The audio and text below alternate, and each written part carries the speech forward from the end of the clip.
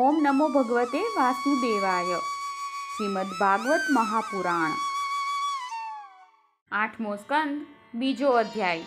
ગ્રાહ દ્વારા ગજેન્દ્રનું પકડાવવું. શ્રી સુખદેવજીએ કહ્યું, હે પરીક્ષિત, ક્ષીર સમુદ્રમાં ત્રિકૂટ નામે એક પ્રસિદ્ધ સર્વ સમૃદ્ધિઓથી યુક્ત શ્રેષ્ઠ પર્વત હતો. તે 10,000 યોજન ઊંચો હતો. તેની ચારે તરફની લંબાઈ પહોળાઈ પણ તેટલી જ હતી. તેના રજત, લોહ અને સુવર્ણના 3 શિખરોની શોભાથી સમુદ્ર, દિશાઓ અને આકાશ ઝગમગતા રહેતા હતા. બીજા પણ તેના કેટલાય એવા શિખરો હતા કે જેઓ રત્નો અને ધાતુઓની રંગબેરંગી શોભા દર્શાવતા રહીને બધી દિશાઓને પ્રકાશિત કરી રહ્યા હતા. તે શિખરો પર વિવિધ જાતના વૃક્ષો, વેલીઓ અને ઝાડીઓ હતા. તે ત્રિકૂટ પર્વત ઝરણાઓના કલકલ ધ્વનિથી ગુંજતો રહેતો હતો. બધી બાજુએથી સમુદ્રના મોજા આવીને તે પર્વતના નીચલા ભાગ સાથે અથડાતા હતા અને ત્યારે એવા જણાતા હતા કે તેઓ જાણે કે પર્વતરાજના પગ પખાળી રહ્યા હોય.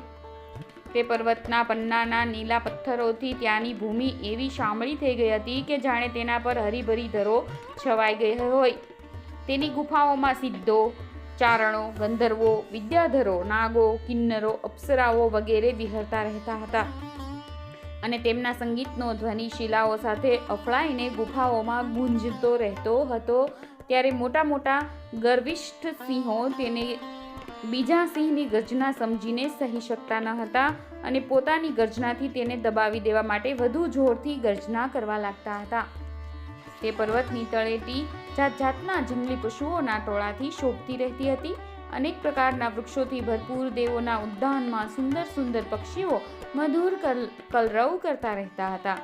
તે પર્વતમાં ઘણી નદીઓ અને સરોવરો પણ હતા. તેમનું પાણી ઘણું નિર્મળ હતું અને તેમના કાંઠે મણિઓની મેળુકા એટલે કે રેતી ચમકતી રહેતી હતી. તેમાં દેવાંગનાઓ સ્નાન કરતી હતી, તેથી તેમનું પાણી અત્યંત સુગંધિત થઈ જતું હતું. તે સૌરભ લઈને શીતળ પવન લહેરાતો રહેતો હતો. તે પર્વતની તળેટીમાં ભગવાનના પ્રેમી મહાત્મા વરુણ ભગવાનનો એક ઉદ્યાન હતો. તેનું નામ ઋતુમાન હતું. તેમાં દેવાંગનાઓ ક્રીડા કરતી રહેતી હતી. તેમાં ચોતરફ ફળ ફૂલથી ભરપૂર દિવ્ય વૃક્ષો શોભી રહ્યા હતા. તે ઉદ્યાનમાં મંદાર, પારિજાત, ગુલાબ, આસોપાલવ, ચંપા, અનેક પ્રકારના આંબા, પ્રિયાલ, ફણસ, આંબલી, સોપારી, નારિયેળી, ખજૂરી, લીંબુડી, મહુડા, સાલ, તાડ, તમાલ, અસન, અર્જુન, અરીઠા, ઉમરો, અંજીર, વડ, પલાસ એટલે કે ખાખરા, કેસુડા, ચંદન, લીમડા, કાંચનાર, સરુ, દેવદાર, દ્રાક્ષ, શેરડી, કેળ, જાંબુડી, બોરડી, રુદ્રાક્ષ, હરડે, આંબળા, બીલી, કેરડા, લીંબુ, ઢીલામા વગેરે વૃક્ષો લહેરાતા હતા. તે ઉદ્યાનમાં એક ઘણું વિશાળ સરોવર હતું અને તેમાં સોનેરી કમળો ખીલી રહ્યા હતા.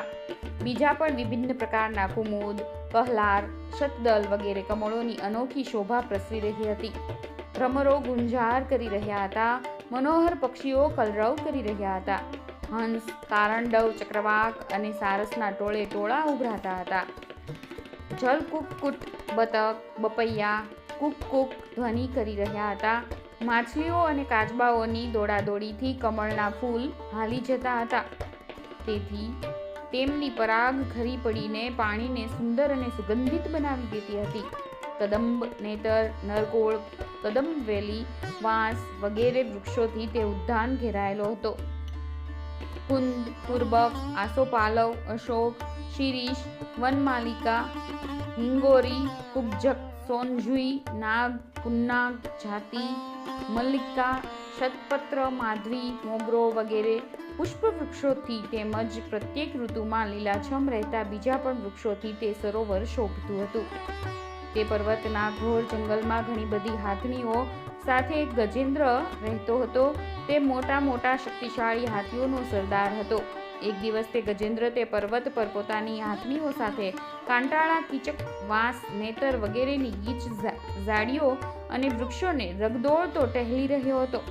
તેની ગંધથી જ સિંહ, હાથી, વાઘ, ગેંડા વગેરે હિંસક પશુઓ, સર્પો તથા ચિત્તા, ગોરા કાળા હરણ, ચમરી ગાય વગેરે ભયભીત થઈને ભાગી જતા હતા અને તેની કૃપાથી વરુ, સુવર, પાડા, રીંછ, શાહુડી, લંગુર, તથા કૂતરા, વાંદરા, હરણ, સસલા વગેરે પ્રાણીઓ સર્વત્ર નિર્ભયપણે ફરી રહ્યા હતા.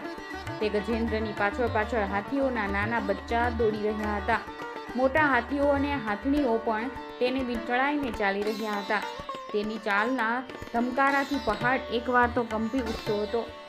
તેના ગંડ સ્થળમાંથી ઝરતા મધનું પાન કરવા ભમરાઓ તેની સાથે સાથે ઉડી રહ્યા હતા. મધને લીધે તેની આંખો ચંચળ થઈ રહી હતી. ઘણો તીવ્ર તડકો હોવાથી તે વ્યાકુળ થઈ ગયો અને તેને તથા તેના સાથીઓને તરસ પણ પીડવા લાગી. ત્યારે દૂરથી જ કમળની પરાગથી સુવાસિત વાયુની ગંધ સૂંઘીને તે પેલા સરોવર તરફ જવા લાગ્યો કે જેની શીતળતા અને સુગંધ લઈને વાયુ વહી રહ્યો હતો. વેગથી ચાલતો તે થોડી જ વારમાં તે સરોવરના કિનારે જઈ પહોંચ્યો. તે સરોવરનું પાણી અત્યંત નિર્મળ અને અમૃત જેવું મધુર હતું. સોનેરી અને લાલ કમળોની પરાગથી તે મહેકી રહ્યું હતું. ગજેન્દ્રે પહેલાં તો તે પાણીમાં પ્રવેશીને પોતાની સૂંઢથી ઉછાળીને મન ભરીને પાણી પીધું. પછી તેમાં સ્નાન કરીને પોતાનો થાક ઉતાર્યો. ગૃહસ્થ પુરુષની જેમ તે ગજેન્દ્ર મોહગ્રસ્ત થઈને પોતાની સૂંઢથી પાણીના ફુવારા છોડીને પોતાની સાથેની હાથણીઓ અને બચ્ચાને નવડાવવા લાગ્યો અને તેમના મોઢામાં સૂંઢ નાખીને પાણી પીવડાવવા લાગ્યો. ભગવાનની માયાથી મોહિત થયેલો તે ગજેન્દ્ર ઉન્મત્ત થઈ રહ્યો હતો. તે બિચારાને તેનો ખ્યાલ જ ન હતો કે મારે માથે ઘણું મોટું સંકટ તોળાઈ રહ્યું છે.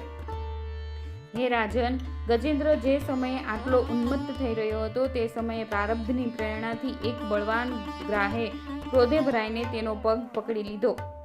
આ પ્રમાણે અચાનક સંકટમાં ફસાઈને તે બળવાન ગજેન્દ્રે તેની શક્તિ અનુસાર પોતાને છોડાવવા માટે ઘણો પ્રયત્ન કર્યો, પરંતુ છોડાવી શક્યો નહીં.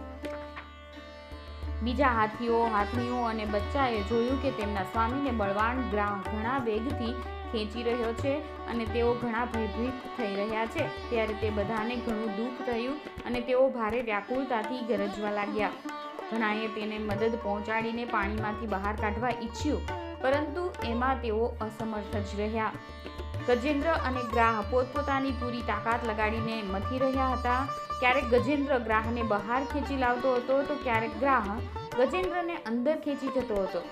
હે રાજન, આ પ્રમાણે લડતા લડતા 1000 વર્ષ વીત્યા અને તે બંને જીવતા રહ્યા.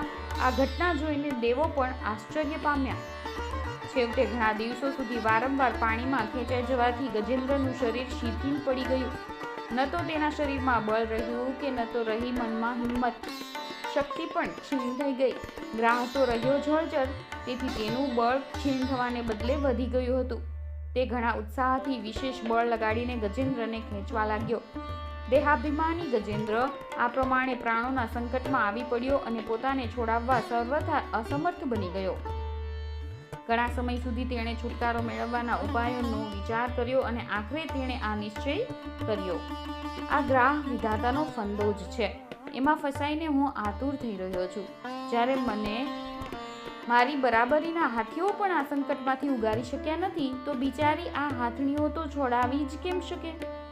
તેથી હવે હું સમસ્ત વિશ્વના એકમાત્ર આશ્રય ભગવાનનું જ શરણ લઉં છું. કાળ ઘણો બળવાન છે. એ સાપની જેમ ઘણા પ્રચંડ વેગથી બધાને ગળી જવા માટે ધસતો જ રહે છે. એનાથી અત્યંત ભયભીત થઈને જે કોઈ ભગવાનના શરણે જાય છે તેને તે પ્રભુ જરૂર બચાવી લે છે. એમનાથી ભયભીત થઈને મૃત્યુ પણ પોતાનું કામ કરવા માટે દોડતું હોય છે. તે જ પ્રભુ સૌના આશ્રય છે. હું તેમનું જ શરણ લઉં છું.